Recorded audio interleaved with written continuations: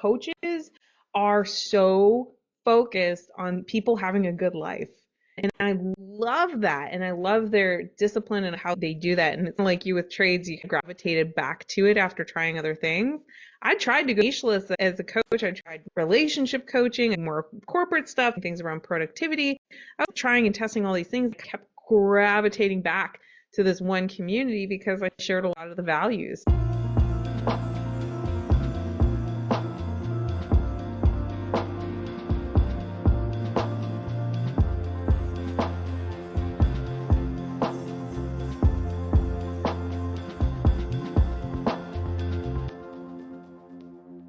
Hello and welcome to the Amanda Kaufman Show. We are continuing our series on coaches that don't suck.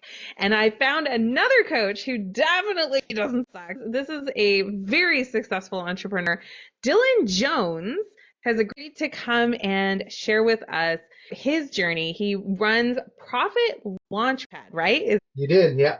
Yeah, our conversation in the DMs started because we're both in a higher level coaching program. We both clearly believe in the power of coaching. When I asked him what he did, he told me about profit optimization. He's working with companies on being even more efficient in how they generate their revenue and how they streamline their operations. But he was telling me about how he has launched a coaching program. Dylan, welcome to the show. I'm so glad you're here. Take 30 seconds and introduce yourself in your own words. Well, thanks for having me. I'm really excited. Yeah, as you said in the DMs, we click a little bit. Let's have a fun conversation. I've been in operations and an entrepreneur for pretty much all of my career except the first little bit. I went from my early career into entrepreneurship and had a CEO of a larger company that trusted me to take a company off and did really well. And then from there, I never looked back. 2.5 years ago, I launched Profit Launchpad after leaving the private equity industry. I was an operational consultant, optimizer, they called me. And I just didn't like a lot of that industry in general. So I created my own consultancy. And then in the last 9 months, launched a coaching program for mid-six, high six-figure local service businesses, so local traders or blue collar, helping them get their companies up to 7 figures profitably and without working themselves to death. That's the key point. We're really excited. We're well on our way with that program. Finished a couple cohorts and are seeing really good results. It's like any coaching program, very regimented. We go through checklists and ensure everything's all set up and then go into the implementation side, which is a lot of fun. I love that. My background as a consultant before I went entrepreneurial was in operations consulting. So I think you and I might have similar love for the process. You Where are you got it. located?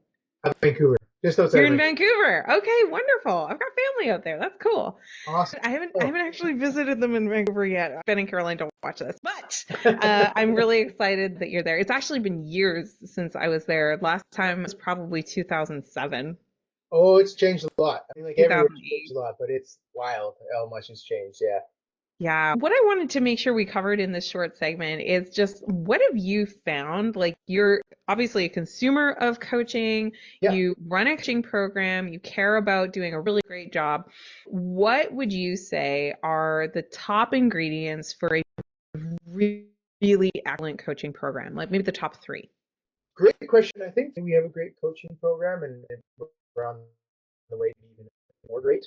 Is the first thing is like starting off slow. So instead of jumping like right into a group coaching with lots of people and saying this is what you'll need, we did slow implementation of 5 people at a time and then 5 people at a time and iterated every time. So we went in with this like idea or hypothesis of this is what our clients need, but then we had to listen on what they actually want and That's find like the combination of the two that works the best. We do know in some cases what they need better than they do because that's why we coach. And on the other hand is the wants of someone are not always aligned with that. So that's been first and foremost for us. This process of like getting people to 7 figures is figuring out like where they're at, how we define it, and where they go.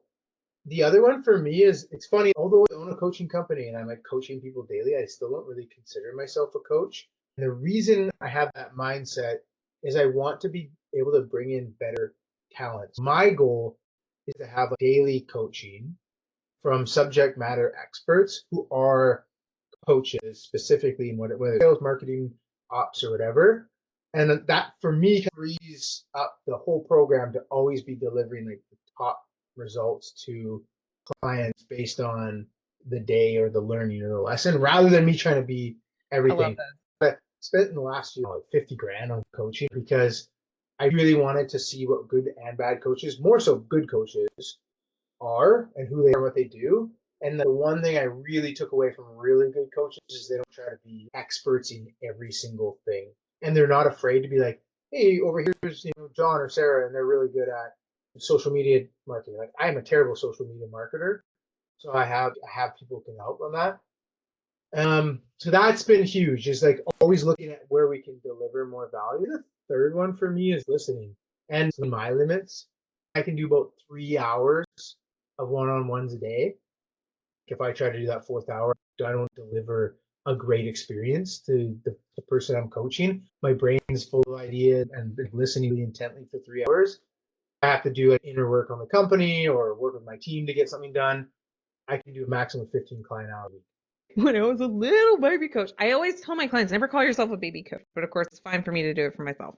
Kidding. But when I was starting out, I went from being a 40-hour-a-week entrepreneur, and I Yeah. had this expectation that I would just be able to fill my time the same way that my job had filled my time with coaching clients back to back. Good coaching is intensive. And I love what you had to say about the listening and the discovery. You, as an expert or subject matter expert in your field, have a lot to say and a lot to impart to someone, but that doesn't always mean that they're ready for it. And it's not undermining your knowledge or expertise in any way. It's just understanding the nature of change and how people can pull it in.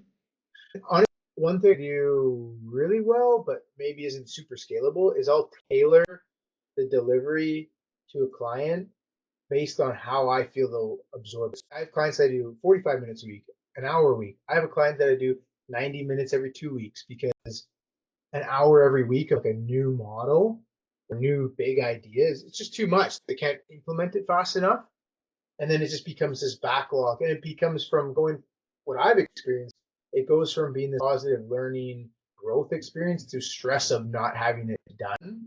Mm-hmm. And when the group we're in, I see that a lot. It's like this massive library of intense models that would take months to implement well into an organization. And it's just given all at once. What happens, you just don't do it.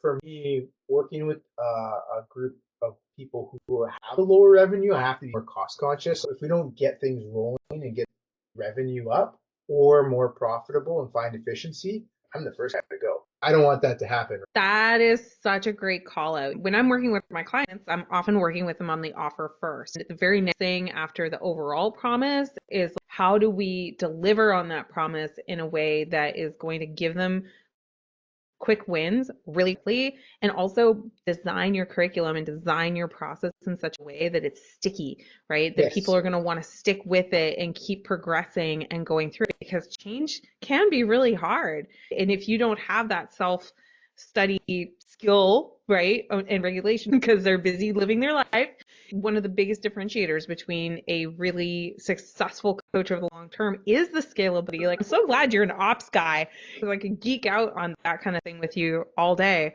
That said, this is a short segment. So if someone was wanting to take their deep expertise and turn it into something that they can be proud of, is also likely to be profitable, and you're a profit guy, what would you say is your top advice to someone who's mainly focused on being an expert online or coach that wants to be profitable doing so?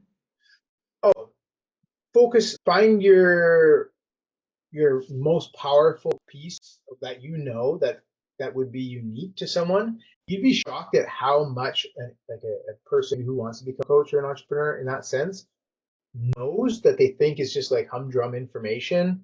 Well, they already know it. And they already know it. And yes, that's so they're true. like, oh, everyone knows this. Like, oh, nobody knows that. So a test to see how many people are interested in what you're talking about. And if you feel like you're getting traction, you're getting that excitement, then just do that for a year at least. And you'll probably be shocked at how much money you can make and how many clients you can get and how much value you can add just teaching one thing. That's what I found when we started the consulting. We did everything. It's come down to just a few really good systems we can implement quickly for big impact. People are really happy with it. I'm the expert in everything. I'm a coach of everything. If it's already implemented into a corporate and you're bringing it over to teach an individual or a business leader or business, it's valuable. It's there because you're already doing it for someone else, so it exists for that problem already. That's how I think of it, at least. So much gold in that, right? Like, don't discount your knowledge just because it's easy for you or because it's obvious to you doesn't make it that way for your clients. And focus, focus. Mm-hmm. Goodness, where were you when I started years ago? I decided to be a nicheless coach when I first started because I really just couldn't make the decision about what I was good at. Even to this day, I think I'm a bit of a jack of all trades and a master of none. It turns out that being a jack of all trades is not all bad. But I did learn over time that I really am a genius when it comes to seeing systems really Yeah. quick and systems and humans, right? The transformation process really is a process. Oh And being yeah, hugely. that has been our sweet spot. And I understand like the coaching that you're doing, you're focusing on business owners that are running trades businesses. How did you arrive there? You went from a private equity type situation to discovering this niche. How did you do that? It's both business and personal. In high school and university, I was a carpenter. I did framed houses. Oh, And okay. then I went to, then got a business degree and went into business. Most of my friends growing up are tradesmen. I'm from a city called New Westminster. It's pretty blue collar. It's not really anymore. Like, unlike most of Vancouver's not anymore. But a very blue collar group of friends and family.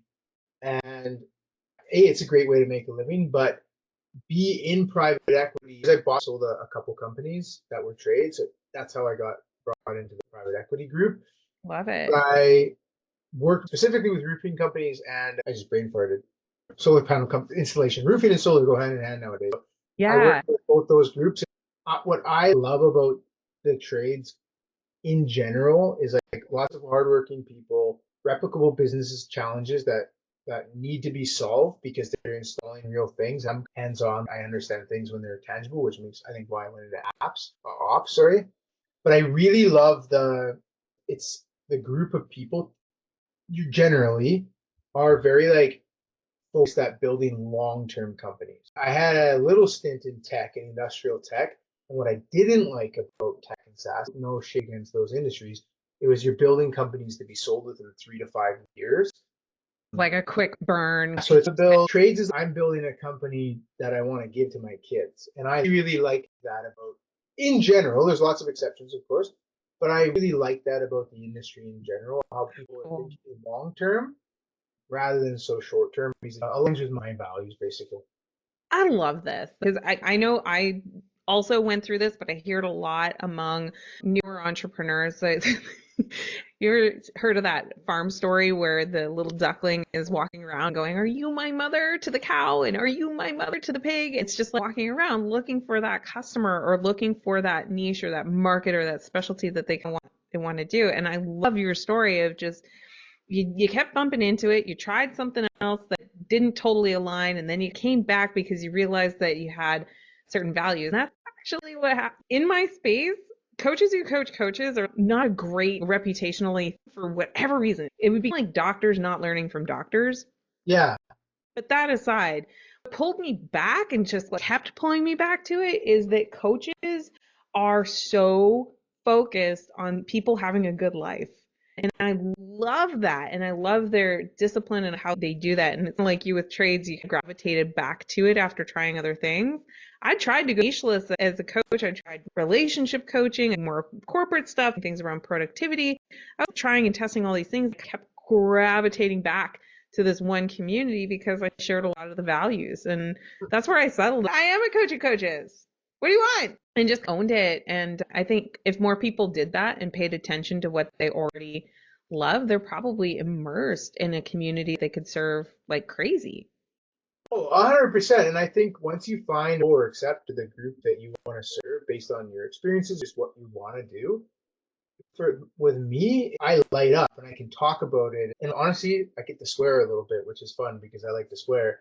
That group looks at me and says, like, he's one of us. He might do the different thing, but he's one of us. If you're really into yoga, you want to see more yoga coaches online and have more clients, but you're not going to be able to lie about that and teach business coaches or finance coaches.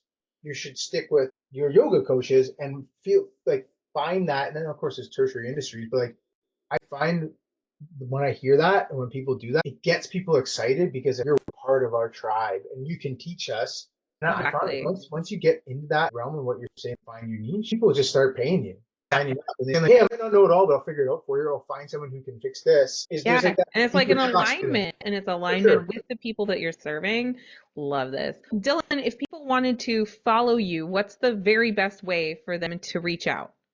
So actually, since I'm really pushing on Instagram, I'm changing that. I've You are invested a now. lot into it. I'm learning all about it. And so on Instagram, it's im.dylanjones, and it's Dylan with a Y. DM me. I'm doing all sorts of cool stuff on it, testing all sorts of fun stuff, and making lots of videos all the time. I'm really enjoying it. Yeah, you've been prolific. And that's fantastic and amazing to see. Thank you so much for coming and doing this little episode with us. We learned a lot in a really short amount of time. Thank you. Thank you so much for having me. It was a lot of fun. Don't forget to subscribe and leave a recommendation, 5 stars, please, because we want to help more coaches. We want to help more entrepreneurs to build a business that they're super proud of and that they are really confident in. That's it for now.